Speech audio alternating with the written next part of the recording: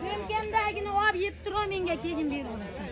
Видите, все должно быть быстро идти, потому что все в темпе, время идет, и еще потом развести надо этих парней, поэтому работа идет, нужно быстро все. Каждая минута на счету здесь. Hali xotinlar chiqqan yo'q, hali shu. Shunaqami? Xotinlar ichkarida urib beryapti. Yaxshi. Ну, в общем, работа пошла.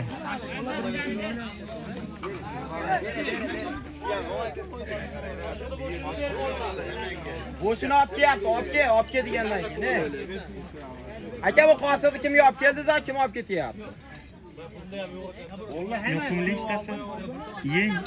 O'tir bolalar, o'tir.